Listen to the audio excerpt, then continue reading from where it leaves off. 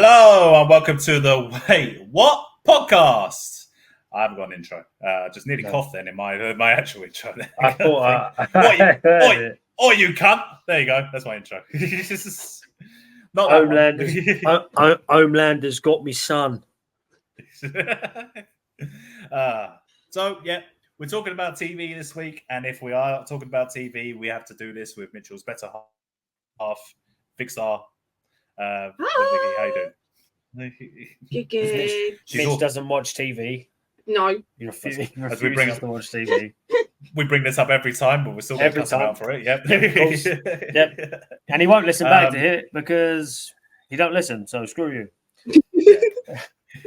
You know what? I'm just going to spend this time just sort of chatting shit about Mitchell next hour.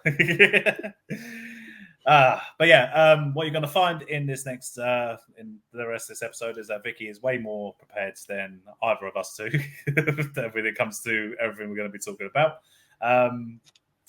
Yeah, if you are a fan of what we do, please let us know and subscribe on our socials at WaitWhatPodTrio on the Twitter, and we have a YouTube channel, Liam. Wait What Podcast. I was actually just clicking on YouTube as you did that, just to have a little look see. I think, did I put a new episode out yesterday? No, I queued a couple of episodes yesterday, so they're done. I just need to thumbnail them. So yeah, hopefully this episode's going to come out before those, though. Yeah, like on the video.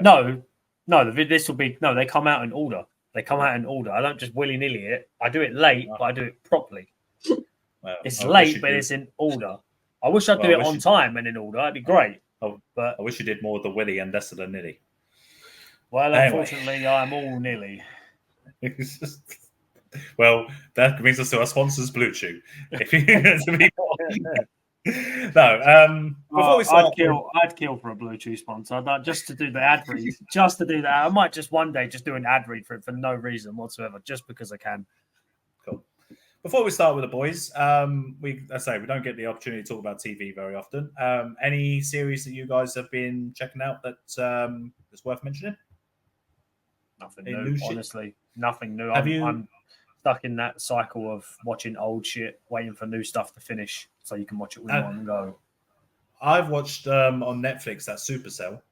I spoke to someone about that today, and he said it was absolutely pony. Really? But I've also heard other people say it was really good. Yeah, it's got really high ratings on IMDb and Rotten Tomatoes, everything like that. It's only 6 episodes, so it's not like it's going through like a whole slot of 20. I like that. They're an hour each, but they are, what you expect. I can suffer that. And it's like an ensemble. It might be 7 episodes, sorry, but there's no more than 8. Yeah.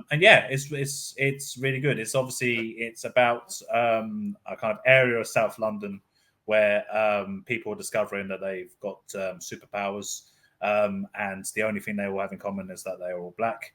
And they've all developed these superpowers, and there are people chasing them. And I won't spoil what happens, kind of thing, obviously, but it is interesting. So it's basically like different backgrounds. It's like Top Boy mixed with Avengers. Kind of. It's kind of like the boys. It's kind of like the boys, but no one knows that superpowers exist. Fair. So it's like the real world's kind of with it. Top Boys. Yeah. There you go. There you go. Top Boys. There you go. Yeah. I've also watched The Bear season 3. That was great as always. I fucking love The Bear. Still on episode 3, season 1. Still there. There's an episode of The Bear where the whole episode is them just having an argument. It's 2 people starting the argument, and then people just keep joining in, and then they just keep progressively just keep having their argument just with more people. Oh, it's so good. There's one where the 2 people originally having an argument say the same thing to the same person, and then they just yell back at each other, "Stop saying what I say! Stop saying what I say!" It's just like over and over. It's really good. I recommend the Bear is funny. And on Disney Plus, I've started watching Atlanta as well. With childish Gambino. Well, he's dead. He's not Childish Gambino anymore. But yeah, I've seen that. Seen it. That's old, isn't it? That's been around for a while. Yeah, it's been out for a while. There's 4 seasons of it. I'm up to season 2 at the moment. I've just watched the episode where Donald Glover does whiteface, and it is terrifying. It is absolute. It's like heavy prosthetics. playing a white character, and it is terrifying. Is that the one where he goes into the like a diner or something and wants to buy a kid's meal, but they won't serve it to him because he's not a kid? Is that Atlanta? No. Yeah, that is Atlanta. Yes, that is Atlanta. Okay, cool. Yeah. So that's really good as well. I will be watching House of Dragon. I know Vicky is watching House of Dragon at the moment. Yeah, I haven't touched it. It hasn't ended yet, so no. Got to. Yeah, once it ends, then I'll be steaming my way through that. Yeah. And yeah, we're just waiting on everything else to come out. But what did come out was The Boys. So where we left off on season 3, because we did an episode when we basically just recapped everything that happened in the seasons and said, like, what's going to happen. So at the end of season 3, what we basically saw was Homelander finally just like being himself in public, pretty much. It's the first time that everyone knows that he is capable of killing people and it doesn't have any consequences. And also his son is now with him as well. What's his son called? I forget. Ryan. Do you know we did that? You know that episode came out 8 months ago. Wow. 8 months. Oh Jesus. Yeah. Yeah. And also we found out that Victoria Newman is well, we already knew, that Victoria Newman has got powers. She has power to pop people's heads and stuff like that. But the boys have found this out now, and they are. I found out what her power actually is. So in Gen V, which is a spin-off, Victoria Newman is a bloodbender. So she controls the blood. So basically, the reason their heads go pop is because she gets all their blood in their body and it just goes north. So like Avatar with your air benders and your water benders and your whatever it is, she's a bloodbender. That is. I think there is bloodbending in Avatar as well. I'm pretty sure, at least in an episode. All I know I haven't watched it. The ability to control the blood in someone's body is horrifying. That is brutal. Yeah. So we also found out at the end of season 3, the Butcher has used so much Compound V that he's now only got 6 months to live. We found out that Huey basically stopped taking Compound V, so he wasn't affected. Him, Mother's Milk, Annie, and Frenchie, and Kimiko. Yeah, they're all together still. And obviously, we pick up on the first episode of season 4, where we see them trying to assassinate Victoria Newman while she's at some fancy schmancy dinner thing. And Homelander turns up with Ryan, and Victoria Newman's daughter Zoe is there. And that's where we discover something about Zoe, where she attacks the group with the tentacle things coming out of her mouth. Do you remember her injecting her with V? Because I don't remember it from season 3. Yeah, I only saw it when I went back through and they showed the bit at the beginning, and I was just like, I don't remember that. I remember Victoria Newman crying, like holding her daughter while she's crying as well, kind of thing, and she's injecting her. I don't remember that. That was messed up, though. Just straight tentacles out of the mouth. Messed those two Secret Service guards up quickly. Pap, finished. Yep. It looks like she's about to kill Frenchie as well, but Kimiko manages to save him and fend off Zoe for the meantime. While that's kind of happening as well, Ryan wanders away from. Ryan obviously wanders away and finds Butcher, and that's when Homelander comes in as well to confront Butcher. And we think, oh shit! Like, this is early. This is literally the first scene. So I don't know. But he's asking, Jesus, this is going to be a short season. Yeah. And Homelander then informs Ryan that Butcher has got 6 months to live because he can see the tumor or whatever it is inside him. Tumor. Not a tumor. Tumor. That for me was, you could see that was the beginning of not necessarily the corruption of Ryan, but you could see Homelander had already got his claws into him. He's already starting to push him in that direction of where he's essentially going to lose his fucking. Mm-hmm. He has frozen. Oh, Liam has frozen. It's twice. Twice now. Twice. And I don't know why. Oh, a brand new router. A brand new. Fastest Explain one the they do. weather. Explain the weather. Son of a bitch. As I was saying before I was rudely interrupted by myself, how far did I get? You were saying that's about Ryan's being corrupted by Homelander.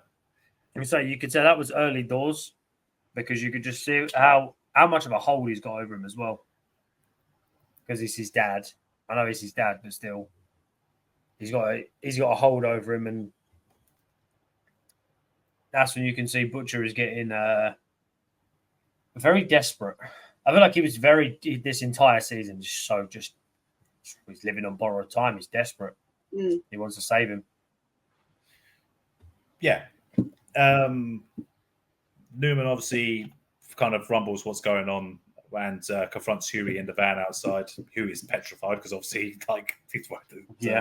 So it's going to, and he's tries to use it's like an acid or something. I think he said that Frenchie was coming up with that he was going to throw. Yeah, that didn't work. And they managed to escape the situation about our main. Well, he throws the acid on her. That doesn't work, and she starts losing her mind. And then Butcher just shoots her in the head. And at that point, I was like, "What? What the fuck?" But we've already seen him confront Homelander, and now Newman's dead. And then she stood up and was just like, "What the fuck's wrong with me?" Yeah. Yeah. So from there, we go to the CIA headquarters where Butcher is reunited with an old friend called Joe Kessler. Kessler wants to attempt to recruit him to take down all the Supes. And he is hesitant, obviously, because Ryan is a Supe as well. So and also Annie and Kimiko and other people. But mainly Ryan is pretty much who Butcher is focused on. Yeah. Homelander. Homelander. In this first season, he's starting to collect the hair, which he's obsessing with growing his age, aging. So that's why he's collecting all the hair and everything. Yeah, which is weird because he's a superhero, so surely how can he can't surely die of natural causes. How's he can't die of old age. Is he just going to be So is he just going to be just a withered old Homelander? Just using a Zimmer frame, but still powerful as fuck and able to do shit. It's a weird. That'd be hard to reach. That's more impressive. More impressive than anything. Yeah, and he's still got his obsession with fucking breast milk. Weirdo. Yes. Well, we'll get to that. You're skipping forward. I knew you'd do this. No, because when he does that, there's a baby bottle next to it. All right, yeah. Because he opens the thing up. It's like a reminder for him. Because when he opens it up, there's the baby bottle there. I'm pretty sure the photo of Stormfront with Goebbels. I don't know what the blade is. I can't remember what that was from. There's a sword or a dagger of some sort. I can't remember what that's from. Might have been from Stormfront as well.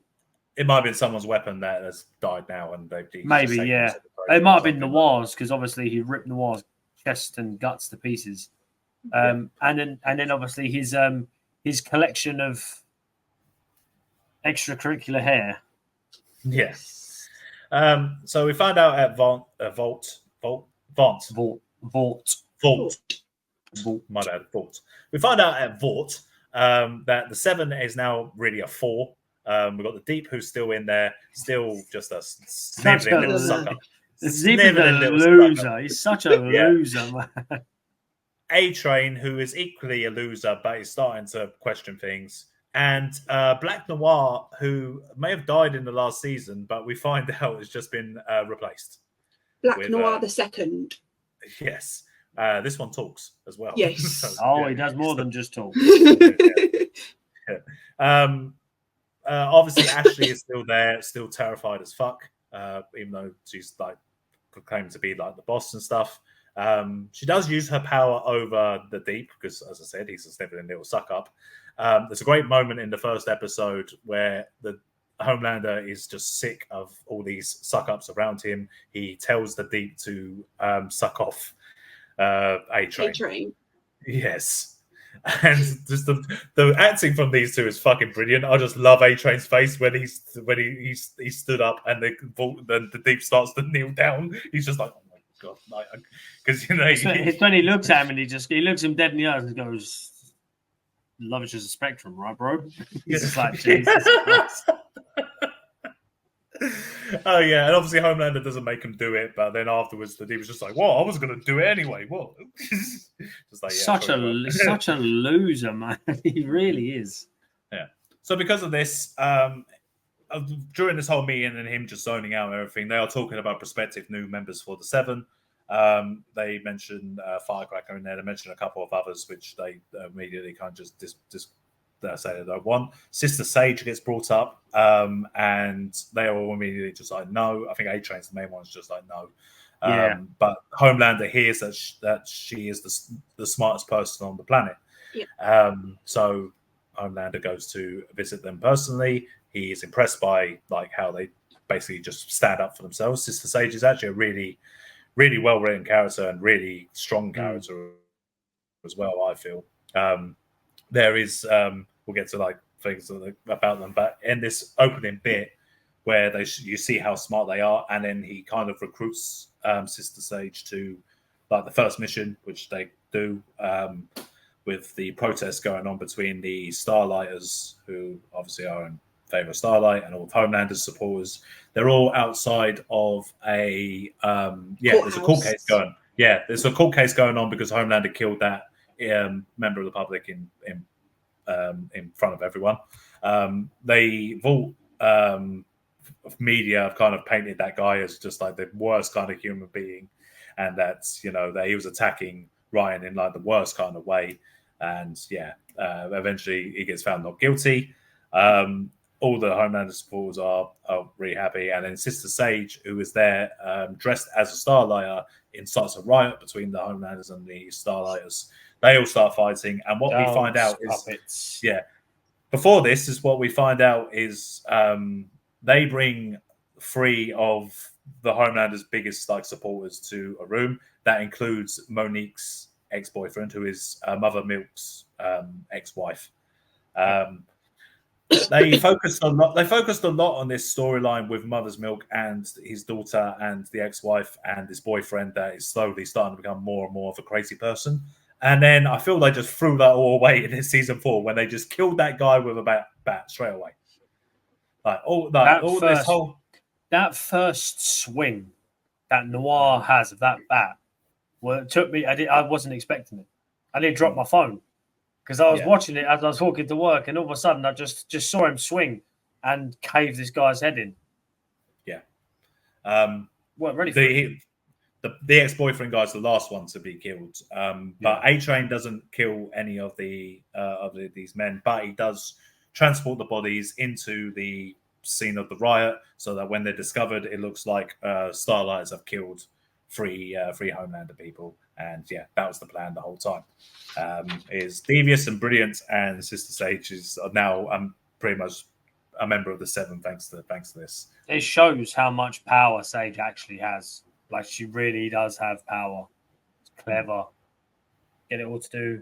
And at this point, Homelander is literally just lapping up everything she says. Everything she says is gospel to him because she's clearly gone in there, told him he's a knob, basically, and gone, I can make this work. And then just like that. Yeah. And that's what I was saying about Sister Sage being what seems to be a very strong character kind of thing. Oh, yeah. It's implied through the conversation with Homelander that she is smarter than Homelander, which Homelander doesn't like. But he does like it because obviously it's going to be helpful. He said he's fed up of just yes men. Yeah. And the actress who played Sage, fantastic the whole way through. She was really, really good. Mm-hmm. we also discover after we see all that Butcher is also having hallucinations about his dead wife. He's due to meet Newman, but decides against it after having a conversation with his dead wife. So we start to see he's having hallucinations. His brain is slowly deteriorating. And at the end of this episode, Huey, who had ignored a phone call from his dad while all this craziness was going on, he learned that his father had suffered a stroke and that his mum is back. He's back in the picture. Poor Huey, man. He's just going through it all the time. He can't catch a break. He was thrust into this from the very first episode when his girlfriend gets trucked. It's ridiculous. Well, you know, trucked by a train. Oh man. Right. So I'm assuming that means episode 3 would have been 2. That was episode 1. Yeah. That was episode 1, yes. Damn. I'm gonna have to go back and watch it all. Well and truly packed it in. So episode 2, if that is right, does that mean that episode 2 is the convention that Firecracker's at? Or is that that's episode 2. So they go to they go to an alt-right kind of convention called TruthCon. Butcher tells the boys that he's only got 6 months to live. So, you know, that kind of gets him back in with them, working together to help each other out. So, yeah, they can spy on Sage because they know that Sage is this new member of the Seven. They're looking to kind of like speak to Sage, but it doesn't happen because they are infiltrated by Firecracker and another little sycophant called Splinter. Jesus Christ. Yeah, so Sage is there to talk to Firecracker to recruit her for the Seven as well, because she's got this platform where, and she really believes in everything that Homelander says, so she's obviously useful to them. She's got a little simp called Splinter, basically. There's a point when Frenchie and Kimiko are looking through places. The Splinter guy's able to separate himself by osmosis. And yeah, they catch this guy looking at a picture of her while he's got 6 other of himself, rimming himself, which is that was an image. Yeah. Oh, it was an image. It was an image. And to weird out Frenchie, that's something. Frenchie is into some weird shit. Yeah. Frenchie even points out during the kind of stuff about how the guy's got pink eye as well, which is yeah. They kind of bring up in front of Firecracker about what they saw, and he denies it, and Firecracker still is going under the impression this person is just a friend zoned violently. Yeah, so they have a fight, Firecracker and Splinter versus Frenchie, Kimiko, and Mother's Milk Butcher. Sorry, Butcher comes in because he kills the Splinter guy, and that's when Firecracker runs away. There was a lot that happened in that bit. It's a lot. Well, because they come out, didn't they? They run through the con, and then they come out like a bar mitzvah. Yeah, and he just comes out because he's got no damn clothes on. Just comes steaming through. And that's when it all boots off.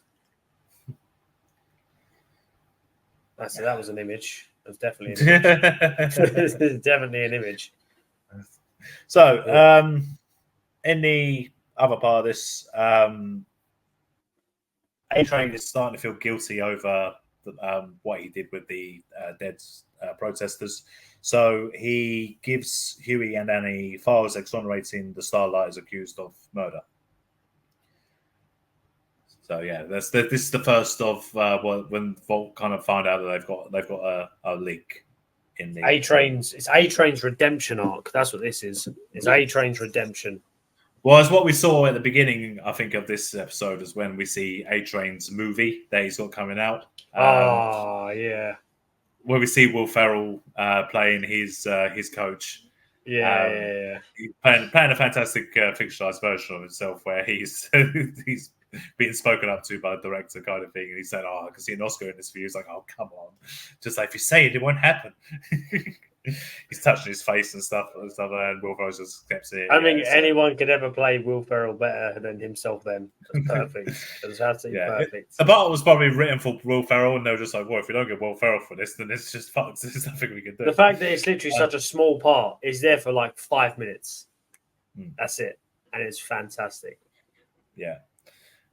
So the idea is that obviously that the movie coming out, but A-Train's pissed at the movie because it doesn't actually tell his story, because they're giving him like a they're racist. They're giving him an older white figure that brought him out of the hood. Yeah. You said got him out of the hood. Yeah.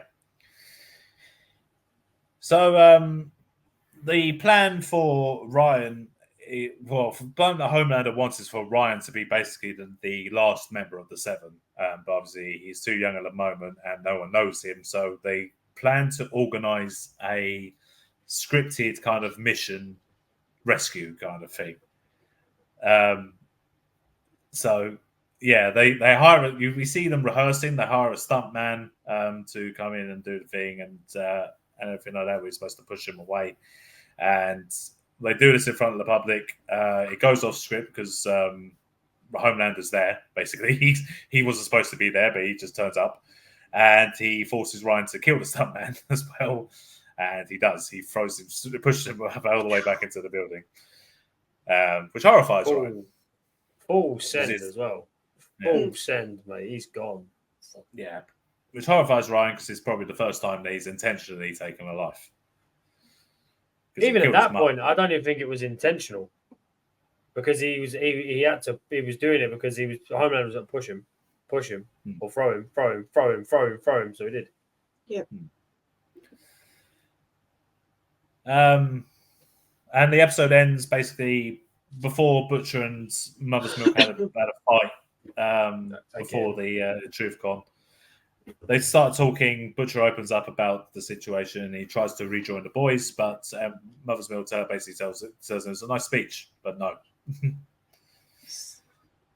So yeah, Butcher is still working with the CIA, and that was everything in episode 2. So then we go into episode 3, when publicly Homelander is introducing Sister Sage and Firecracker as the new members of the Seven, and appoints Sage as the new CEO, replacing Ashley, who is now basically just like a mascot, basically, kind of thing. Butcher meets with Kester and they devise a plan to kidnap Ryan so that they could attempt to deprogram him, I guess, and get him away from Homelander as far as possible. They spend time like bonding together though. So yeah, but there's Butcher and his desperation. It's that desperation of Butcher trying to. He wants Homelander dead, but he wants Ryan safe. More importantly, for him, it's that desperation between the two. You can see the battle. He's trying to keep his promise because he made a promise to Becca. Yeah. So he's trying to keep that promise to keep Ryan safe. But obviously, it's not happening. But he's trying his best.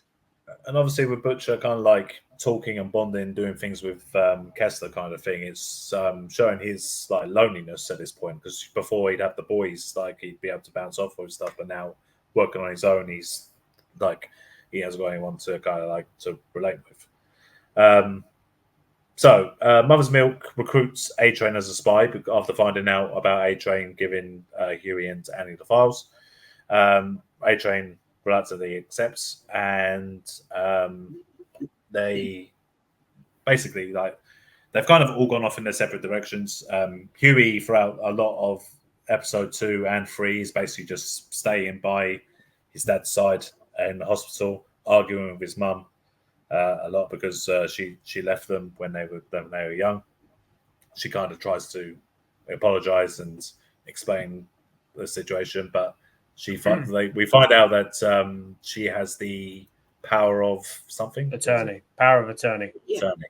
Yeah, she has the power of attorney, so she decides what happens to Huey's dad while he's not able to make those decisions for himself. And she informs Huey that he's got a DNR as well, which is obviously do not resuscitate, which means that if he was to go into to die, then they would not resuscitate him. So yeah, all that was happening, and that's mainly what Huey's been doing throughout all this time. So they've gone off in that kind of direction. Annie's kind of done this other direction where she's seeing this firecracker woman's talking all this shit about her. And she just doesn't know why. She doesn't understand what this woman's problem is. So she confronts Firecracker. And that's where it reveals that Firecracker knows Annie from the past. They used to be on the pageant circuit together. And she spread a rumor about her that basically ruined her pageant career. I found that really hard to believe because they're supposed to be 13 at this point, right? Like, yeah, they're supposed to be young. From what I understand is pageantry in America is cutthroat. They will throw you under the fucking bus. But the rumor that she started was that she was apparently having like a gangbang with like all the judges or something like that. Is what it was. That like probably how's that supposed to be believable? To a load of 13-year-olds who want do anything to get at that point, but they don't affect that girl's careers. All the adults that would affect that, they'd have to believe it as well. And I find that fucking really hard to believe. I know this place is like a crazy universe where people like really believe shit. I know it was like the extreme versions of each, but yeah, like it's crazy. Like you can't pageantry is cutthroat, mate. It's kind of like them. Oh yeah. Like, you know that series Dance Mums? Like, cutthroat, like that. It's like, they're rough, mate. Yeah, I'd hate to be in a room with those people. Oh, do we mention the change in Annie? Oh, what, that she had, her face was different? Yeah. Yes. Well, notice that straight away. Let's point out the fact, right, when the first series came out, it was quite a few years ago. So she would have been fairly young then as well. Mm. So in the jump, does it affect the character at all? No. Does she look different? Yes. Does it matter? No, it really doesn't. Am I enjoying the Starlight memes? Of course I am. It's hilarious. It's hilarious. Yeah. But they should only be the pictures that are overly exaggerated. You shouldn't be using her actual face because she don't look that different. She really don't. I think she's had her nose done, it's like sort of like cheek and chin. Yeah. Cheeks and chin. I know she's had. I know she's definitely had her nose done because her nose now sort of like points upwards a bit. But see, obviously, I can speak from a standpoint of what I personally prefer. Like, did I prefer before she had the work done or after she had the work done? Doesn't really matter. Either way, I do her, so it doesn't make sense. It doesn't matter. I'm not a fussy man. Yeah, exactly. At the end of the day, like she's still a beautiful woman. It doesn't matter if she decides to do that, then that's up to her. She's the one that has to look in the mirror every day. Yeah. So that's in all fairness, probably looking at what the character has to go through. The only thing I would say is I would have liked it if they'd have just like addressed it on the boys in some way, like maybe like in the preceding time, like she just like had her face just caved in by some enemy kind of thing, and they had to do like emergency surgery to kind of get it looking like that. So she looks the same, but she looks slightly different. That's why. Well, it's like people were roasting her, and she had work done. But not enough people were saying things about Mother's Milk when he didn't have a beard and he had a moustache. He looked about 20 years older. I didn't even I thought he looked completely different. I thought it was a different actor. My argument would be at least you could tell that was Annie. You could tell it was her. I'm not being funny. The only reason you would have realised that's Mother's Milk when it was all the boys is because he's the only black one. I'm telling you now. If he was white, you wouldn't have realised it. No. Yeah. If he was there talking to someone else kind of thing, I guess you wouldn't realised it was him. Exactly. Yeah. So yeah, that's that. There's that arc of what Annie's doing while what she was doing. So Frenchie and Kimiko have gone on their own separate little side mission where they've gone to destroy the Shining Light Liberation Army thing that trafficked Kimiko when she was a child. Frenchie was high as fuck.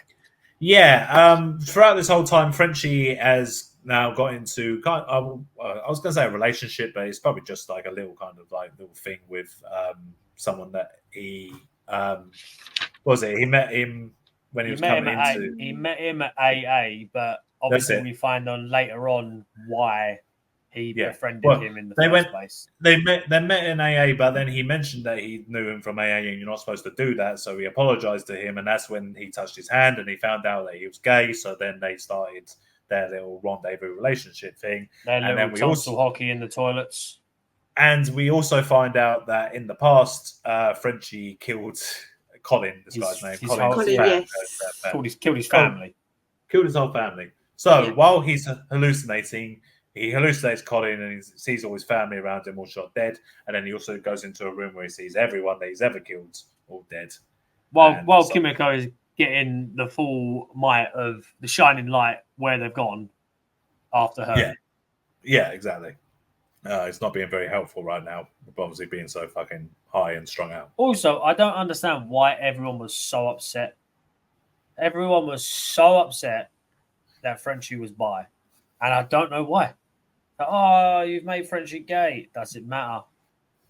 No, he's still a crazy drug addict that's going to blow someone's head off. I know his character doesn't change.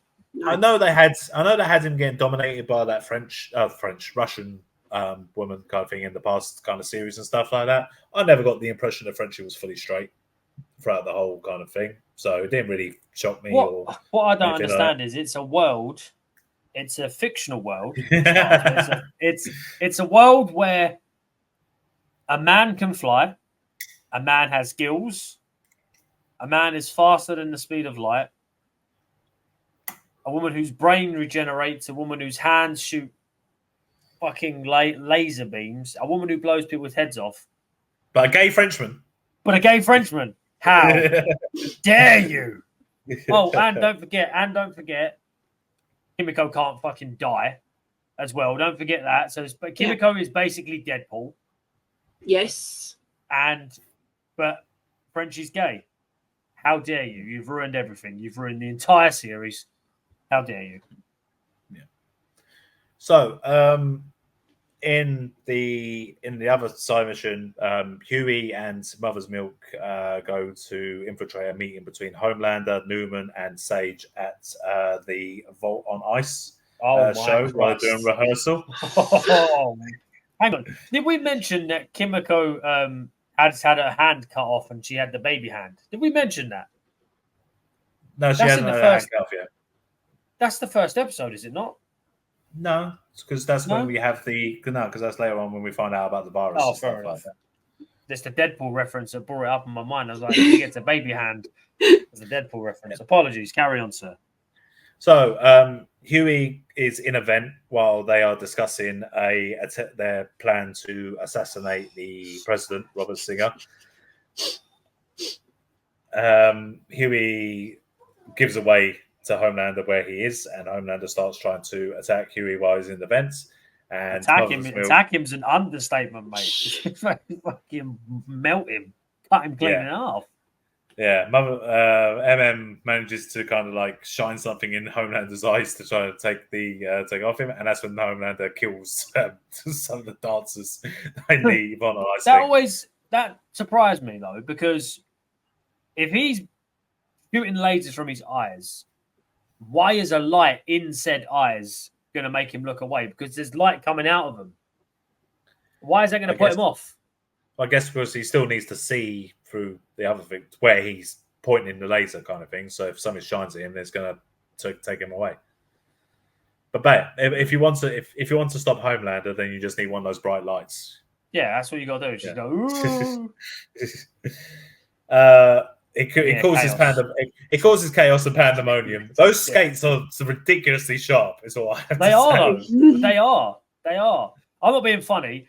If they were so called professionals. When you fall, I have been ice skating once. I was terrible. I still remember, if you fall over, hands like this. Do not open your damn fingers, because you're going to end up with hands permanently like this. Straight over her fingers. I mean, what was it? Queen Maeve was the one that got fucking cut clean in half. And then it was, I think it was, might even been the Starlight one. Fingers gone. Chaos. Yeah. Huey is pretty much looks like he's going to die. But thankfully, A-Train rescues him. I don't know how A-Train knows a lot of times when he comes in to rescue people, but he appears to be, he always seems to be at the right place at the right time. I think if A-Train, obviously he's supposed to be in the Flash. I think with A-Train, what he does is he's probably running, he'll run around so fast, you won't see him until he stops, because when he stops, it booms, doesn't it? He breaks the sound barrier when he stops. So when he sees him, you just hear the boom, and then that's when they get outside. I guess also with it being Mother's Milk's kind of mission, then A-Train knows, because he's the spy that's kind of got them involved. Yeah, so A-Train can get from point A to point B. Yeah, it's just how he knows when Huey's just goes. He shows up literally. Yeah, he shows up at the right place, the right time, without fail. Yeah. But anyway, he saves Huey, which is good. Huey, who before this was very mean to his mum and was very dismissive, and said he was going to sue her for power of attorney, all this stuff. After all this and this near-death experience, goes back to the hospital to see his dad, and he's a lot more kinder and gentler to his mum now after the day that he's just had, as he says. His mum reveals that she suffered from depression and she had a failed suicide attempt, which led to her kind of leaving them. And yeah, this causes him to kind of be a bit kinder to his mum now.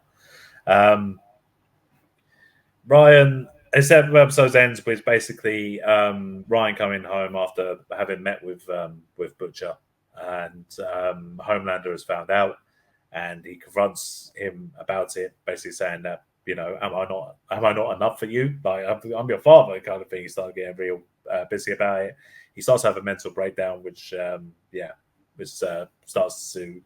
This way he smashes the mirror, and that's when he got the different Homelanders talking to him, and that's when they all say at the same time, "You have to go back home." Yeah. Is that when Butcher makes the cookies, and then he just bins them? Because Ryan just wants to play foosball. He just wants to spend time with Ryan. Is that they were gonna drug Ryan to kidnap him, but then Butcher said no, I'm not gonna do it. I just want to spend time and try and convince him my own way. Yeah.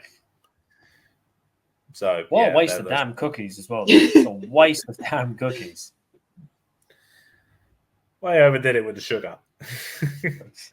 Listen, Carl Urban in this, I want to say in this series, he's great anyway. Seasons 1 to 3, fantastic. But his acting in this series, him and is it Anthony Starr plays Homelander? Yes. Yeah. Them two in this series, because after hearing it back of what has happened, you can see the clear parallels. Homelander's losing his mind. He's losing his mind. He's gone. Butcher's mind is already gone, but he is literally driven by one thing and one thing only, and that's his promise. And Homelander is driven by nothing but power. He just wants to be in control of everything. He wants it his way. End of story. There's the parallels. It's perfect. So we get to episode 4, and we're just, I'm not going to do this. We're just going to do the storyline of what it starts out with. So Homelander returns to his childhood lab. The lab, when everyone sees that someone's coming downstairs, and everyone's just like, shit, someone's coming down, and then the elevator doors open. I just love that there's a guy pointing the gun, and as soon as he sees it's Homelander, even though he's carrying just like a cake or something like that, looking friendly, he knows that there's nothing he could do anyway, even if he is here for nefarious purposes, so he just puts the gun down. And from then on, it's just Homelander toying with these poor people. He puts the whale down for them to enjoy. He talks to the people that he remembers that are still there. He talks to one of the guys who I was from back then, about a story of him making a shot into a waste paper basket bin with a paper ball, while Homelander was in an oven cooking very hard in very hard physical pain. It was so it was so unnerving when he was just about wanting to play a game like that. And as he's making the shots, I'm just like, I don't like this, man. I was like, I don't like this is going. It was so unnerving. Yeah. So eventually, Homelander tells him to go into the oven, and he does, and yeah, he dies very, very quickly. That's the only saving grace for him. He died very quick. Compared to the other guy, the guy a little bit worse. Yeah, that was weird. Yeah, so he he said that up to this other guy about a time of how he caught Homelander wanking, and I don't know, he said he brought it up in front of everyone. They had a good laugh at Homelander for it as a kid. Very traumatic experience, I'm sure, for Homelander. So therefore, he recreates the experience by making this guy wank in front of everyone while Homelander laughs. And encourages him in a weird way too. He's trying to encourage him. Well, he's saying to him that, if you don't do it, then I'm going to kill you. And then he's saying if you don't start enjoying it, then I'm going to kill you. If you don't start getting hard, getting wood in your pencil, kind of thing, you're gonna die. I'm going to lazy your balls off. Yeah, I'm going to lazy your dick off. So yeah, the guy like spits in his hand and is actually trying stuff like that, and he doesn't. He eventually gives up, and Homelander does laser his dick off, and that's when the director, Barbara Finley, shows up. She tells Homelander to put him out of his misery, so they can chat. Oh, he puts him out of his misery, all right. Oh, he just goes and stamps on his head.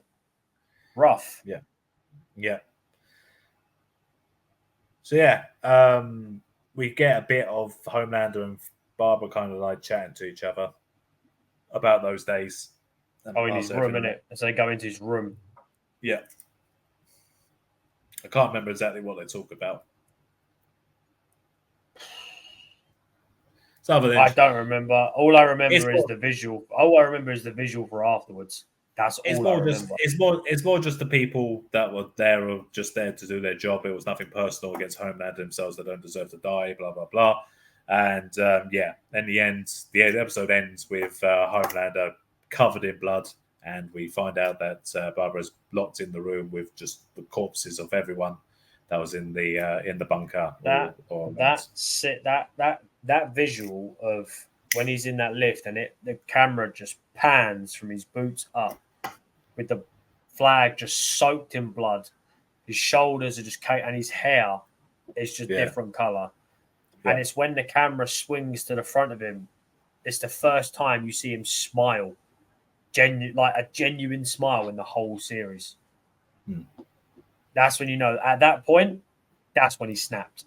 That point is when he completely snapped. Because after that, every time you see him before he talks to someone, he's zoning out. You can't hear anything, and he has to be snapped back into it. Yeah. So that was everything that went on Homelander in that episode. In between all those moments, we get Daphne, who's Huey's mum, decided as the plan to take Huey's dad off of life support, which makes Huey mad. And then Huey starts to get the plan that he wants to give his dad Compound V in order to make him. I don't know if the plan was to make him better or just to make him awake so that Huey could talk to him, because obviously they haven't spoken yet. And the plan was to basically so he would live. Yeah. So Annie's also met with the president to strike a deal to try and take down Vought. That plan doesn't work out though, because while Starlight's got her like kind of campaign stuff or stuff just outside of her offices, Firecracker has set up this massive kind of public show spectacle thing, which no one goes to, by the way. It's literally just cameras and they're piping noise in. Yeah, they're just showing it on the news network the whole time. And the plan, obviously, for the Butcher, MM basically was to kind of blackmail Firecracker into stopping doing whatever she was going to do. They get some dirt on her, and they confront her with it, and she just sends it anyway. And the dirt is that she had sex with a 15-year-old boy, and she comes out onto public television and admits it in a way that kind of makes her seem like a victim, which we get with Ezekiel. Ezekiel's on stage at this point as well. He's back. Yeah. Mm-hmm. It's what happened next for me for this episode that was just like raw. Well, when Firecracker then beats stuff. Well, Fuck.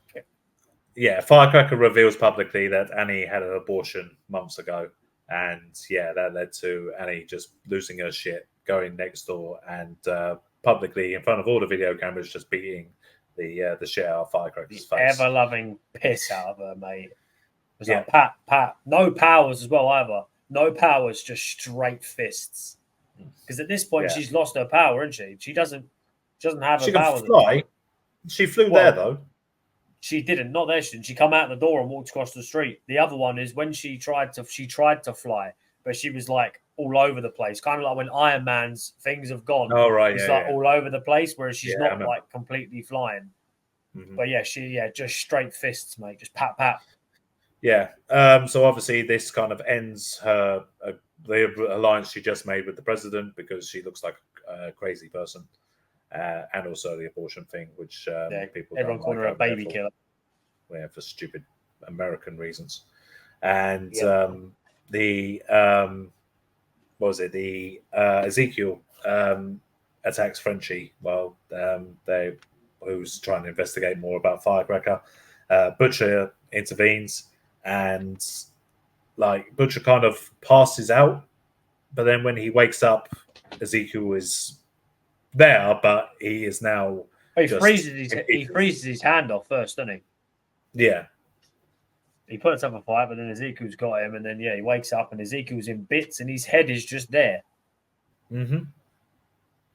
So we don't know what happens. We kind of think at first it's Newman saving him, because obviously the guy's just exploded, so that's the natural kind of way to go with it. But the rest of the body was all gone as well, so it was a bit of a stretch on that one. You know how frustrating it was to be watching this week by week, and it finishes with Butcher covered in blood, and then you got to wait a week to find out, and you don't even find out until the last episode what happened. How frustrating that was. So Butcher tells Huey that he used compound V to try and cure his illness, but he admits that it didn't work. Frenchie confesses to Colin about killing his family, and Colin starts beating the shit out of Frenchie and tells him to stay away from him, and if he ever sees him again, he'll kill him. And Huey asks A-Train to get him compound V, and A-Train at first is just like, hell no, but he goes into Homelander's place where he keeps the compound V anyway, gets caught by Ashley, and that's when we find out that Ashley's taken her own little bit of petty revenge against Homelander as well. They both agreed to keep quiet about it, and then it kind of ends up being an alliance between the two of them. A-Train gets Huey the compound V, and he basically gets it on the promise that afterwards they'll be cool. Huey will no longer hold the death of his girlfriend against him, and Huey admits that at first he wasn't going to go through with that. He was going to tell him to go fuck himself, but he eventually just goes, no, but it's fine, we're good. And that was a nice moment for A-Train. It was nice moment for A-Train.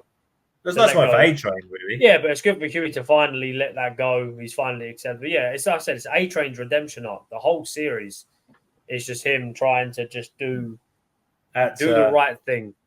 At this point, we also have A-Train taking someone to the hospital, and when he arrives there, a kid sees him and is amazed and a wild kind of thing. And that was MM. A panic attack, didn't he? Yeah. Yes. After shooting Sage in the head. Yeah, that's a little bit late. Yeah, I should say that's a little bit later on. But yeah, the Adrian admits that that was the first time in a long time he's actually felt good about himself, like a hero. Yeah. We should also mention because it has happened, but I wasn't here in my synopsis about Sage's head dominating power. So we first see Sage looking a bit weird, where she's like watching TV and like eating bad food and stuff, and the Deep comes in and sees her, and we're just like, okay, she's changed, and I thought she was high. I knew something was up as soon as she suggested that they watch Transformers 2. I was just like, okay, she's made herself stupider. Yeah. And I was like, and then, Transformers 2 sucks, okay? Transformers 2 sucks. Exactly. It's that for dumb people. Terrible. Exactly. She suggested also what we find out is that she's mad horny as well. So she starts getting on with the Deep, and that's when we see a close-up of like a metal spike with a load of blood on it. And she's damaged her brain in order to make herself stupider to enjoy things and sex. And to enjoy the Deep. Well, we eventually find out that because she tells the Deep how to do it, and at first the Deep's like, no, that sounds like really bad. So she's just like, I'll let you fuck me in the ass, and he's like, okay, how do I do it? The Deep is so desperate. So desperate. It's so pathetic. Yeah, I thought there would be a point where maybe he would like turn good and kind of thing, but no, he's just full supporter of. Have we, with all this going on, has anything happened with the octopus? We must have seen the octopus at this point. We've seen the octopus, but we haven't seen what happens to the octopus yet. Yeah, cool. I thought as much. Same octopus that he was supposed to have killed. Yeah. So the episode 4 ends with Homelander, sorry, but before that we witness Huey giving his father. Well, sorry, no. Huey brings the compound V in. That's what it ends with. Yeah. He brings the compound V in, but he kind of doesn't give it to him, but his mum gives it to him instead. And we hear him wake up and we see bloody Homelander, and then we get straight into episode 5, where we have seen that Huey's dad has woken up from his coma, and appears to be like perfectly fine. Appears to be like very normal. Everything's healthy. Cool. Yeah, and it appears to have worked. Butcher informs the boys about a virus that kills soups, and that has been acquired by Newman. And he and Mother's Milk visit the Chicken Man from Breaking Bad. Stan Edgar. Thank you. He will always be the Chicken Man to me. Gus Fring. Gus Fring. He'll always be Gus Fring. Always be Chicken Man. Chicken Man. So they get Stan Edgar, and they want his help to obtain the virus in exchange for him being let off from being in prison. So they agree, and the boys and Edgar discover that V and the virus are being tested on animals at a farmhouse. This is weird. This is so weird. This episode's weird. What? What's wrong with what? You didn't like the V flying sheep? No. I weren't best pleased with the when I saw Butch pick up the rabbit. I was like, oh, please don't. I was like, please don't. It's a good thing she doesn't watch this with you, isn't it? I know, but I was looking. It's to the point. I don't want to see that either now. It's like there's literally there's 3 rabbits right there. I don't want to see that shit, man. But I was glad that when Butcher literally just put the rabbit down, I was like, yes, good man. I don't know. If my cat was trying to kill me, I think I would have to kill my cat. It's a different story, but I'm just saying I don't want to see it. You know what I mean? The one that made me laugh the most was the bull. I just saw the cow where it was just came steaming out of the thing. I was like, raw. Yeah. So Newman's there as well. And at first, like, she's going to, like, G them all up, but she eventually decides to kind of help Stan Edgar as well. So they locate Dr. Samir Shah, who has the last remaining sample of the virus that kills Soups. But basically, they obviously don't know if it works, so they want to make sure that it does work before. Even though it's the last one, kind of thing, they just want to make sure that it works. So they give it to they put it on in a body, isn't it? They put it in a syringe and then put it into the dead body, chuck the dead body out. Yeah, and then the sheep start to eat it, and it's and eventually they break in first. They break in first to give us our main characters some peril, and the peril ends when they all start throwing up and start falling out of the sky, and it appears the virus does work. However, in all the commotion of the sheep attacking and stuff like that, Newman has lost Dr. Samir Shah, who we find out is the father of her daughter. We find out that Butcher has kidnapped this man.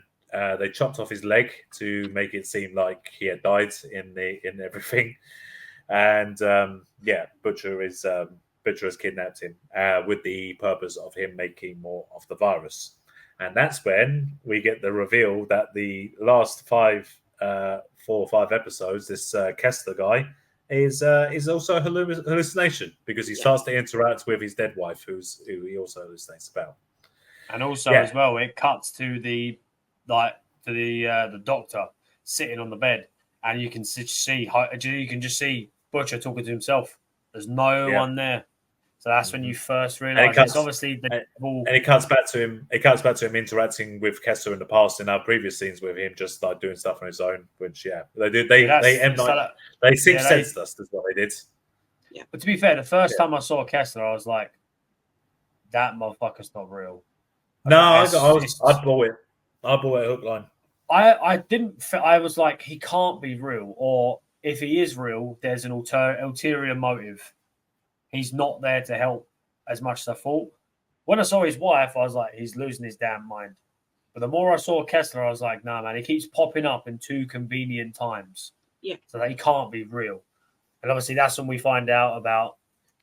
is that when we find out that Kessler says he helped him with Ezekiel, or is that later? No. Well, no, we find out. No, we do find out. I think he helped him with Ezekiel. Yeah, it's either this episode or the next one. I know it's fairly soon. We don't know why. We don't know why though, or how. Yeah. So, because of obviously the doctor guys presumed dead, so therefore there's no virus. Mother's Milk then decides, okay, Edgar, there's no deal now, so you can go back to prison. And as he's being sent back to prison, Newman rescues Edgar, and that's it. We don't see anything from Edgar for the rest.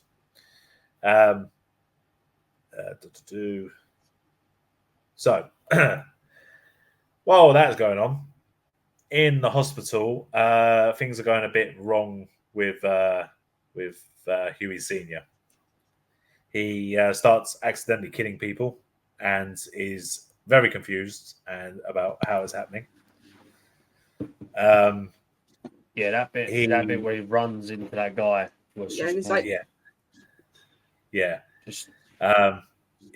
puts the whole hospital in kind of like in danger, but he also puts his own mum in danger, because we find out that in this state he only remembers Huey as a child, as an 11-year-old child. So this man that he's seeing, he doesn't view as Huey, but the woman stood next to him, he does see as his wife, and he is pissed.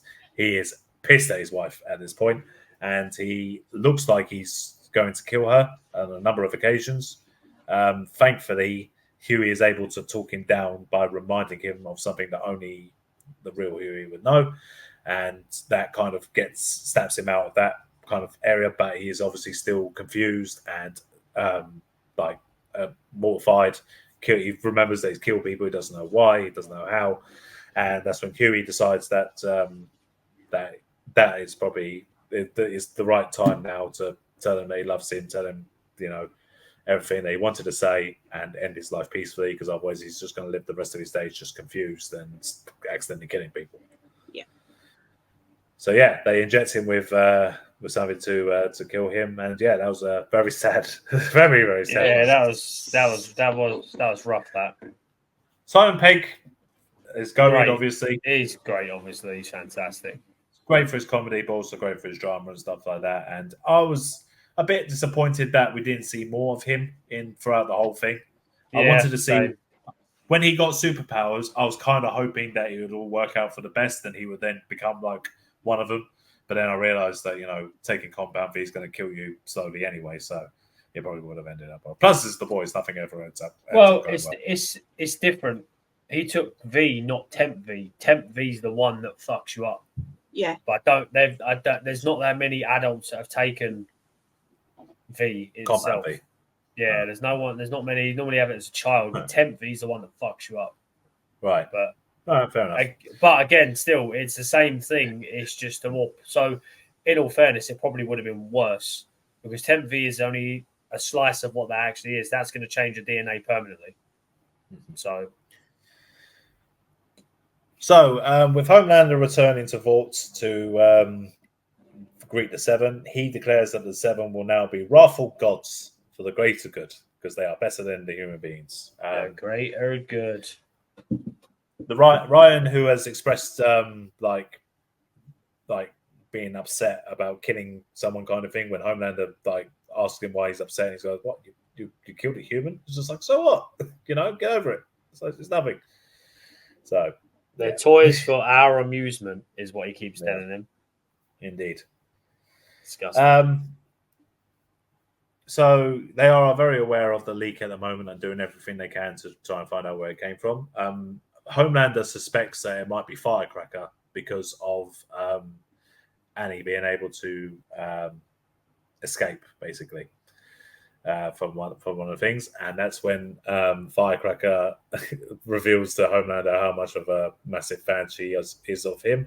He going so far as taking an experimental drug that makes her lactate, so that she can breastfeed Homelander. And we get the great image of her breastfeeding Homelander with the giant American flag behind it, and both as they do it. Yeah.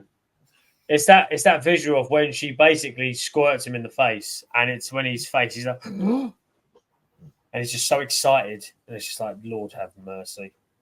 Mm-hmm. He's a man, baby.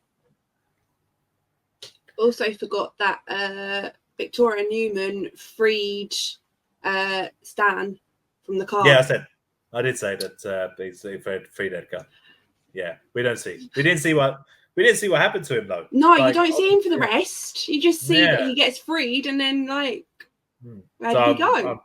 I'm assuming that he's gonna the next one. He'll be in there in the final season. He'll be there. Yeah. So at the end of episode 5, in the presence of Tech Knight, Kate Dunlap, and Sam Reardon, the VNN anchor Cameron Coleman is framed as the leak by Ashley. So he is killed by the Seven. The Deep doesn't like him. They've been going back and forth the whole time because Cameron Coleman realizes that the Deep is just a fucking idiot. Just a bitch. Yeah, just a bitch, just an idiot. But the Deep gets the last laugh, saying he's going to fuck his wife anyway. We also see Frenchie go to a police station because he is racked with guilt and he surrenders to the police, saying that he's killed many people. They begin to freak out, obviously. When a man goes into a police station and says, I've killed many people, everyone tends to take notice. And yeah, that's that. I say the episode ends with the reveal of Butcher has been hallucinating this whole time. Yeah. Poor French is a tortured soul at this point. He's a tortured soul. It's got to him. Finally. Yeah. So in episode 6, Kimiko is trying to visit Frenchie, but Frenchie is saying, no, I don't want any visitors. And so she goes along with the boys to a party that has been hosted by Ted Knight's mansion. Huey, who has just obviously lost his dad kind of thing, says he's fine. He's going to go along on the mission and it will be all good. He's going to be the main person because he's going to be disguised as a soup, web weaver, who we met in the previous episode. Did my boy Spider-Man dirty, man. That how to make the Spider-Man powers look uncool. You have it somewhere where it is not useful whatsoever. Well, let's put it this way. That is an anatomically correct way you would be Spider-Man. Spider-Man, yes. That is just how it would be. Yeah. Not the fact that he wants to. What's the term he uses? Is it boofing? Yeah. Is it boofing? Yeah. Drug straight up the old. Up the old sewage pipe, and then it ends up with a bit on MM's face, and he freaks the fuck out. Yeah. So that's when, that's when Huey becomes. becomes the web weaver, and he goes along into the mansion. Obviously, Tate Knight is very happy, very excited for Web Weaver to be there. They indulge in some lighter kinks that don't seem so bad. I mean, sitting in the cake was weird. Yeah, cake sitting and cake farting. Honestly, when I saw that, I wasn't surprised. Like, it's not like it shocked me because I've heard of it. So I'm just like, oh, they chose this one. Yeah. This is where MM shoots Sage in the head and has a panic attack, and A-Train saves him. We obviously know that Sage survives. The plan is for Homelander and Sage to take all of the powerful men at this pie kind of thing and encourage them to basically just overthrow everything and just put Supes in charge. Pretty much, yeah.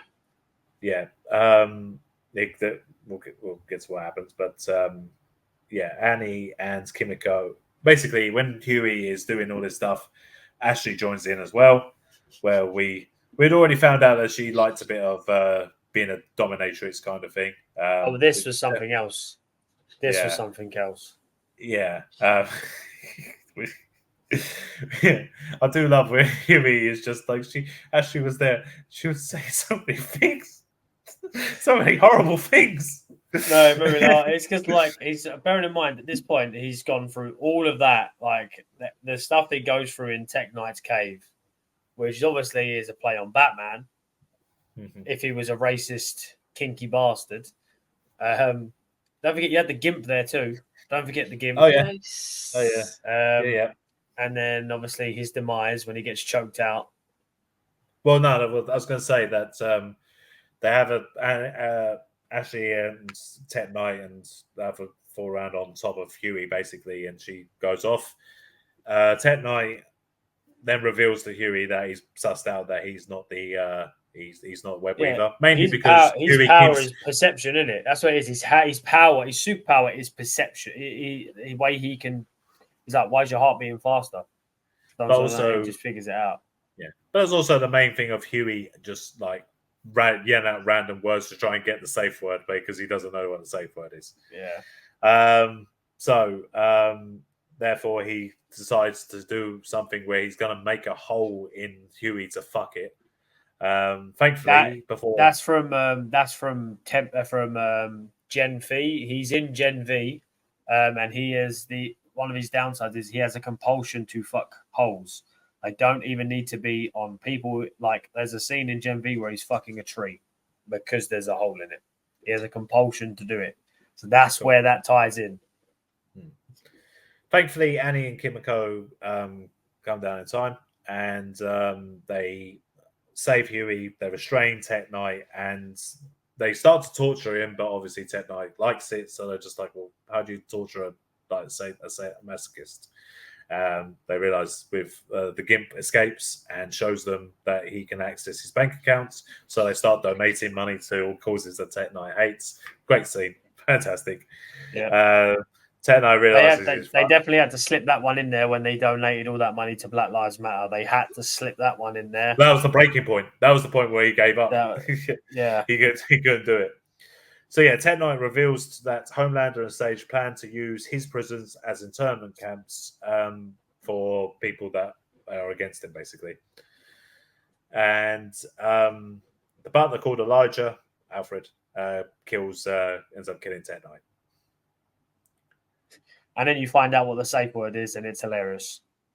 And it makes sense. It makes sense. The safe word was Zendaya. Of course it was. Of course it was. So the plan is that with Newman's kind of help kind of thing, that Homelander and Sage will reveal that Newman's a soup as well kind of thing and encourage the wealthy people in the room to encourage Newman to be president, and so that's soup as president. The plan is to do that, but obviously Sage has taken a shot to the head, so she is now not able to talk to the people to convince them. So Homelander takes a shot, and he reverts to type to saying all the stuff that all the stupid voters would say, and then the people in the room just go, "Yeah, save that for the voters. What's your actual plan here?" And I love that. I love that they're just saying, "Yeah, all that racist stuff is for the stupid people. The rich people, they've got something else that matters to them. They care more about their money." And yeah, they go through all the reasons about why it would be a bad idea to do, like how you're going to keep control, how you're going to keep the infrastructure in place, blah blah blah. And it looks like Homelander is stuffed, and then Newman gets up and just gives her kind of thing to say. She politics it, doesn't she? She politics it. She doesn't reveal that she's a superhero. She just basically just gives them the rallying cry that you can trust her. Because Homelander is stuttering at this point. He is like, he can't get his words out because he ain't got a clue what's going on. Yeah. He's blinded. He's literally blinded by nothing but a desire for power and desire to be. He wants everyone to love him, but doesn't want anyone to suck up to him. He's just delusional. He's crazy.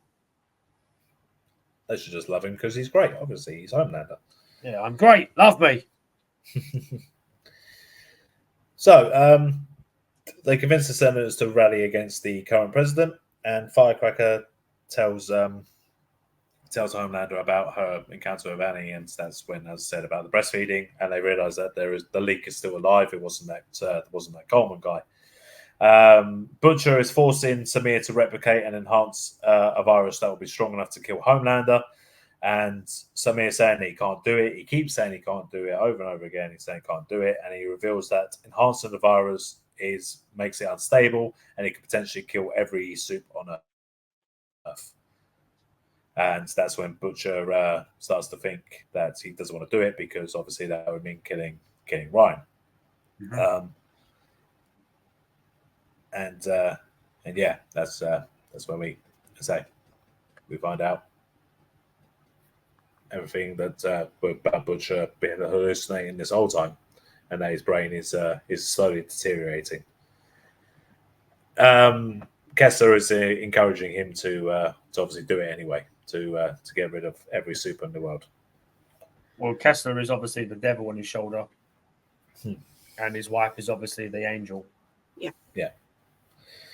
So, episode 7, Butcher uses his connections to bail Frenchie out of prison to help Samir with the virus. Frenchie doesn't want to be out of prison, but he's there now, so he starts work. And because of this, Mother's Milk basically just gives up leadership of the boys and passes the baton to Butcher because he had the panic attack, and he basically just considers giving up and leaving with his wife and his daughter. He even has the tickets ready to go, and then A-Train basically convinces him not to go. Yeah. Good guy, A-Train. Mm-hmm. At this point, has Butcher had the argument with the two hallucinations, and then the hallucinations interact? Have we had that at this point? Yeah. That's when Kessler tells his wife to shut up. Yes. Yeah. That's when mind gone.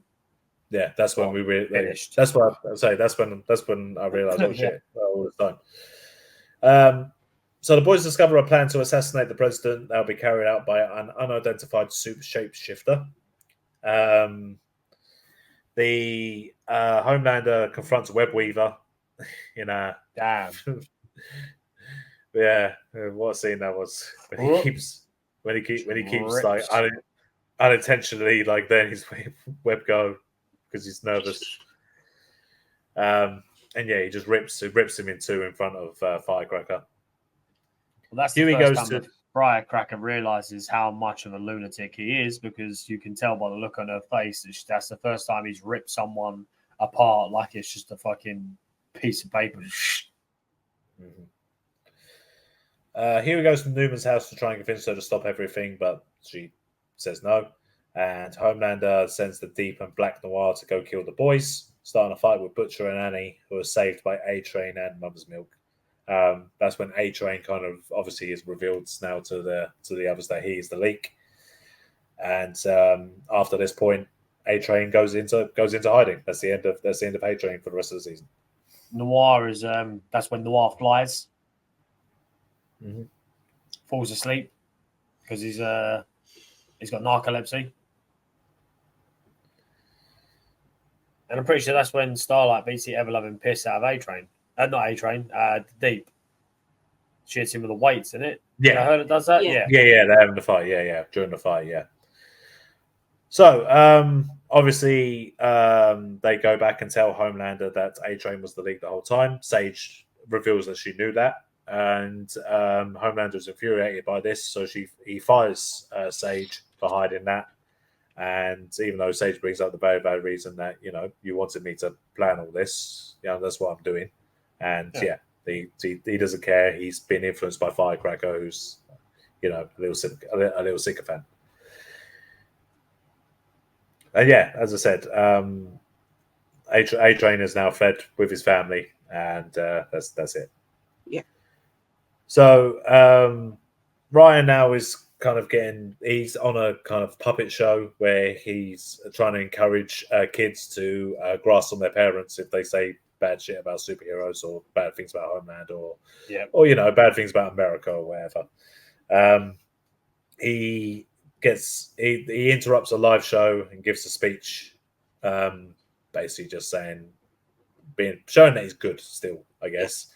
Yeah. And that's where Butcher is watching it with his hallucination of Kester, saying this is why I still have faith in the boy, kind of thing. That he's not worth killing. And then he hits the deck. Then he just hits the deck. He sure does. Frenchie and Kimiko eventually reconcile with each other, and because they blame themselves. They also by telling each other what they blame themselves for. Sorry. So when they, on that, and Samir though injects Kimiko with a dose of the virus. He is prepared and escapes. And Frenchie saves Kimiko by sawing off the leg, and so the virus doesn't spread. And yeah, that's when she starts growing the little baby foot. That was crazy. That way he's just like cutting her leg off. I was like, this is insane. Yeah, and especially because she doesn't make any noise as well. And she also reveals why she doesn't talk. Yes.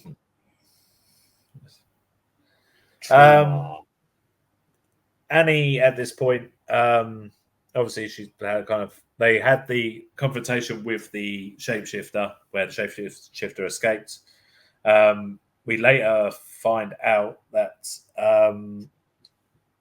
the shapeshifter is Annie. Yeah. I forget how we find out through. Oh right, because she puts on the outfit.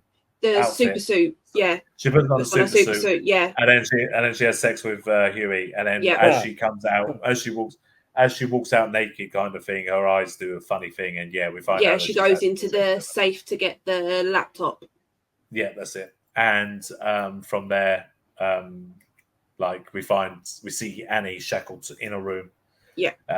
Where she's Huey's face in that whole scene is, if you pause it, it's hilarious every time. I don't know why. I don't know what she's doing, but he shouldn't be putting faces like that. That doesn't look right.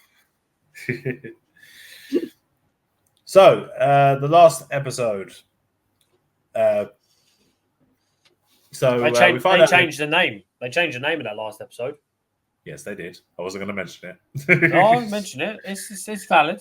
It's valid. Well, mention it. The episode is supposed to be called Assassination Run. Yes. And they changed it because someone had a pop at Donald Trump. Yes. Yes. Okay, so Why are you looking? I know you're looking at me to say don't say a fucking word. I know you're looking at me. I know you're looking at me. I'm not saying anything. I'm just saying it's valid information. The name of the episode was changed. it was. So, while Butcher now is in a hospital to recover, and he gets visited by Mallory, the CIA woman, and Ryan as well, where basically they both tell Ryan eventually of Homelander's crimes. Yeah, this went left quick. This went left so quick. I didn't realize until he said, "Why are the walls so thick?" I was like, "Oh no, they're not going to try and trap him," because I just thought they was in a normal hospital. Yeah. Yep. Same. So yeah, they spend some time together, kind of thing, to kind of like create stuff, and eventually, like, it gets them kind of like saying that they can't let Ryan leave. Ryan starts to get agitated at this and accidentally kills Mallory and leaves and shows no remorse, more importantly, for having done this. And that's when Butcher, having witnessed all this, realizes that Ryan needs to go as well. Yeah, he's got to go. Mm-hmm. I'm pretty sure that's also the last time we actually see Butcher. And you'll know what I mean more when we get to the end of the episode. But I don't think that's Butcher anymore. No, I get you. I understand what you mean. Yeah. So with basically on live TV, Homelander shows that Newman is a soup, and lasered to the face, wasn't it? Is that what it was? Lasered her in the face. Yeah. He was just say it. Just to say it. She starts doing political stuff. He just looks at it, just laser beams her in the face and just goes, "Yeah, she's a superhero." Because of this and them going like consolidating power kind of thing is kind of the way that Homelander sees it. He starts to task the remaining 7 to eliminate everyone involved that has incriminating evidence against him, because Newman basically says that, you better have it like all your loose ends kind of tied up kind of thing, because if anything comes out on this. So Ashley gets a list of everyone that has evidence against him and then runs to kind of protect herself. She injects herself with V, and we don't see her again either. No. Well, not before she drops down and her wig falls off that no one knew she was wearing. Yeah. I knew she had the wig obviously from when she pulled her hair out in the previous. Oh, I didn't realize that she had gone like Schmeagol bad. I didn't realize it was that bad. Oh yeah, I remember her going Schmeagol. There's a scene of her like showing that she's gone. Again, I'm probably, now it's done, I will, and this spare time of the next 2 years, I will probably rewatch it from episode 1 all the way through. Yeah. Yeah. So I'll have a better understanding. Yeah. So basically, with this plan of them killing Singer and then bringing Newman into power as a superhero kind of thing, that's why he's going along to kind of like kill everyone that's got dirt on him. While Frenchie is developing the virus, the boys are monitoring Singer in a bunker where they discover that Annie is the shapeshifter. Again, so funny. It's so funny the way Huey figures it out and the way he's talking to MM. And he's just like, just face forward. Don't look at me. Don't look at me. Just face forward. Face forward. Yeah. Because of what she said is what the shapeshifter said when they first found a shapeshifter. It's a furnace. It's like a furnace in here. Yeah. Yeah. But then also he'd already kind of like spotted like little things like her not being able to find the keys, and like they would mention before kind of thing. And don't forget that they proposed to each other. Well, he proposed to each other, and we also find out the shapeshifter has to go visit Annie in order to kind of like retool on the power. Annie proposes to her, and this whole thing is like a couple of days or something like that. It's like a week or 10 days, like from between episodes. Yeah. So I was kind of like Annie. Basically, when Annie's revealed the shapeshifter, they start doing the fight. It looks all bad because there's nothing that can stop her, and then the real Annie shows up and manages to kill the shapeshifter. And a lot of people are getting butthurt about that because she she took all them bullets to the chest and didn't die, and then Annie just choked her out. And I was just like, their skin is bulletproof. Yeah. But they need to breathe. So Annie is a superhero. Strong. And still strong enough to do it. Yeah, so she would have just choked her out and broke her neck probably. Well, yeah. Kimiko had her neck snapped. Yeah. But she literally just gets back up and just goes crack. Yeah. Well, like literally, when it happened, I was just like, "Wait a minute, Kimiko ain't dead." Like, that doesn't. And then she got. Well, she has to like, for her, literally, like it's like Deadpool. It takes a second, or like Wolverine, and then just back to normal. Yeah. Yeah. So the plan, they managed to protect Singer, and they all go hiding into their place basically because the plan is obviously to stop Homelander now. They because Huey gets contacted by Newman, who's freaking out, and Newman wants to basically wants to protect her and her daughter in exchange for her help. So she brings her daughter along with the boys, and yeah, like the plan. They start to devise the plan about how they're going to stop Homelander. This is when Annie and Huey have a fight because it took a week for him to realize that Annie wasn't the real Annie. That was out of order. That's not entirely his fault. Okay. I thought at the beginning it was out of order, but when she said it took you a week, 10 days to realize it wasn't me, I did think, okay, maybe that is. You should have noticed a bit quicker. He saved himself though. He saved himself when he started pulling things out left, right. He literally just reached into his arse and pulled excuses out and was like, "You wouldn't do this." She found the keys straight away. Yeah. Because it took Annie a while to find the keys, but she went straight to where they were. Yeah. It made me laugh when she comes back around to him and goes, "You're getting tested for everything. I'm not getting shapeshifter syphilis." And it's when she walks away, he goes, "Yeah, fuck you, Huey, fuck you." It's just like, yeah. Yeah, it's just like they're not fighting anymore. Also, we finally see Frenchie and Kimiko like talk and confess their feelings to each and other. embrace, kind of finally. And embrace and kiss. And yes, it was great, but at the same time, it happened at such a point that you're thinking, "Oh God, one of them's going to die." Something's going to something's going to happen. You're like, something's going to happen, and then lo and behold, who walks through the damn fucking door? Yeah. So as they're all preparing to devise a plan of what they're going to do to get Homelander, Butcher comes in through the door, and he looking incredibly healthy, by the way, at this point. Yeah. He does not look cracked out anymore. He is healthy. No, and like I said, at this point, he's on the verge of death. That ain't Butcher. No. It ain't. No, he immediately kills Newman with his new power of having tentacles inside him. The way he kills Newman was nuts. What made me laugh a little bit as well is he grabs Newman, and then the daughter starts piping up, gets the tentacles out, and he just goes, finished. One swipe, finished. That made me laugh. Yeah. And then literally just wrap, bang, pop, clean in half. Yeah. And everyone stood there in shock. He goes over to Frenchie and says, "I'll be taking that." And he does, because no one's going to stop him. And that's we see a Butcher is he's driving away with the virus. Yeah.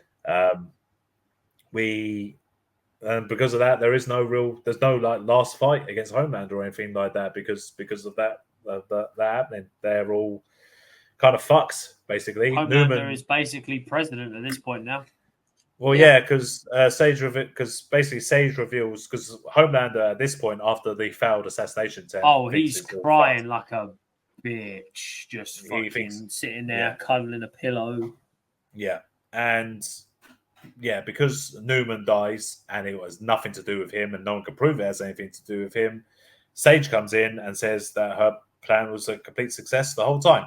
That she planned for all this to happen, and that. That she should trust him next time. He should trust her next time. What I don't get is when she was like, I needed to prove I could do it. And she was like, thank you. I'm just like, She wanted I imagine being the smartest person in the world, obviously it's very boring. That's why she dumbs herself down. So having that kind of challenge made it exciting for her. Gave her a purpose. Maybe, I guess is the idea of it. So, because of this, the Speaker of the House, Stephen Calhoun, becomes the new president of the United States, and he swears allegiance to Homelander and declares martial law, deputizing Homelander and his army of superhumans. So, yeah, because of that, Homelander's now pretty much in full control because this Calhoun guy is literally just like a puppet for him. And yeah, the boys we spent the entire season. We spent the entire season getting the boys back together. They're in one room for what? 5 minutes? Yep. And then that's it. The next 5 minutes of the episode is them getting pulled left, right, center. Yeah. Crazy. They all decide to go into hiding. MM's planning to meet up with his wife and his daughter, but he gets ambushed in the airport toilet by Penis Man. MM's one was disrespectful. A dick slap straight across the face. That poor guy. Yeah. Frenchie and Kimiko plan to escape onto a freight container of some kind, but they get ambushed. Kimiko gets restrained while Frenchie gets charmed into following the superheroes. And yeah, Kimiko actually starts to yell out no and starts to actually make speaks. So sawing off her leg didn't make her speak, but losing Frenchie did. That's the power. Power right there. Gets you right there. Power of love right there. Right there. Mm-hmm. Next season, right? Kimiko is going to be out for fucking blood. Yeah. And Huey and Annie are driving to get away from everything, but then I think it's a boat or something just lands. It's a boat. It's that it's that soup from the season where they go to that mental hospital. The 11 really one, the really powerful one. Yeah, the 11 basically. 11 and a half. Yeah, 11 and a half. Yeah. So they drag Huey away into a van. They don't kill him or anything like that, but he's getting arrested along with the other to the internment camps, I imagine. And yeah, Annie reveals that she's got her powers again because she flies away. And that's what happens, isn't it? She sits there in the car looking at her hands, and they start lighting up. Then the boat drops. I thought that at that point she was going to absolutely violate that 11 and a half looking bitch because I thought she was just going to go pat pat, but no, she literally, the fact that she hit the jump first and then when she flies away, she sonic booms. So she goes as fast as A-Train runs, just flies. So I'm assuming she's faster than the speed of light in Starlight, and she's got to be that quick. But the fact that she sonic booms away is crazy. Yeah. And in our little Marvel moment, we get Calhoun showing Homelander where Soldier Boy is being held captive, so he is now coming back into the last season because obviously he is the main weapon that can kill Homelander. As a nerd king, evidently, I was very disappointed in myself that I didn't watch the credits because they don't do that sort of thing, and I was like, "Oh, it's done, cool, sweet." I had to watch it the next day. And yeah, the boys are now set up with Butcher. As I said, he's escaped with the virus. I imagine that they will probably try to stop him, but he's now got tentacle powers, so he's probably going to kill anyone that comes near him. So he's probably going to be safe going into this last season for a bit. Annie is obviously on her own; she can take care of herself as well. A-Train's in hiding, and yeah, we've got Frenchie, Kimiko and Huey being held captive, it seems. Frenchie's maybe being used for some other purpose. We'll see. He is useful. Yes. Yeah. And that was everything in the boys. Homelander has now got total control. Everything's on him. He's got a 7 that's all of him, plus Sage, which who is the smartest person on the planet. Insurmountable odds. They're bringing 2 new soups in for next series already. I know that. You're getting another speedster. There's another speedster coming in. And have you seen Supernatural? Yes. No. Have you seen the 2 guys that are in Supernatural? Yeah. So you got the guy that plays Soldier Boy. Yeah. The other guy with the long hair. He's in the new series too. All right. Because the guy that directs this directed Supernatural. That's Supernatural. I knew you were saying. Yeah. So overall, what do you think? How was The Boys season 4? I think it was the best one. It's not my favourite series. I like this. I like series 3, but these people saying it's one of the worst series. Your butt hurt because they took the piss out of people like you. This series took the piss out of modern America, basically. Yeah, I mean, it did. And the people were getting butthurt because they were like, "Wait a minute, they're taking the piss out of me." Oh, this is the worst series. I mean, obviously, the problem with like the season before the finale season is that this season tends to be just like a load of build up. But I feel like they did well to kind of like mix the build up with a lot of shocking moments. A lot of moments happened in this. The revelation of the hallucinations interacting with each other was big. The shape, Annie being the shapeshifter was another one where that was huge. Yeah, Homelander with covered in blood, kind of thing, was a hell of an image. There's a lot of, as I said, there's a lot of moments in this kind of thing which will live long in the memory. So I feel like it was a very successful. Well, they did it. They were season. clever because they spent the whole series giving us like build and then moment, build and then moment, build then moment. We got to the 7th season, the final episode, and then it was like, okay, here's your payoff. It's all done now. And then the last 5 minutes, it was like, bang, million questions before the new series comes out because they wrapped everything up. It was all tied in the bow. We knew where they were going with it. And then Butcher snapped Newman. And then they killed Newman, yeah. Butcher snapped Newman clean in half. Yeah. Bearing in mind, at the beginning of the series, the first scene they're in together, he shoots her. The last scene they're in together, he snaps her in half. Crazy. There you go. Crazy. Long-term booking, that is. Long-term storytelling. It's long-term storytelling. Yeah. So yeah, we've got to wait 2 years for the boys. So yeah, it is what it is. We're still waiting on Stranger Things as well. That should be next year. Yeah. Oh, I'll have to rewatch all the Stranger Things. I'll tell you what has come out, which I fucking love. Cobra Kai. Oh, I haven't seen that. Do you love? Did you watch The Karate Kid? Yeah, but mate, watch Cobra Kai because if you love cheesy 80s kind of like action kind of stuff, then you will love Cobra Kai. There's a season finale where it basically just builds up to a huge fight in the school. It's just a large fight between 2 karate dojos throughout the whole school, and it is fucking incredible. It is brilliant. I love it. It's a series though. It's long. There's 6. This is episode 6 that has come out now. They bring back how many series are there? There's 5. Well, 6 now. This is no series. That's long.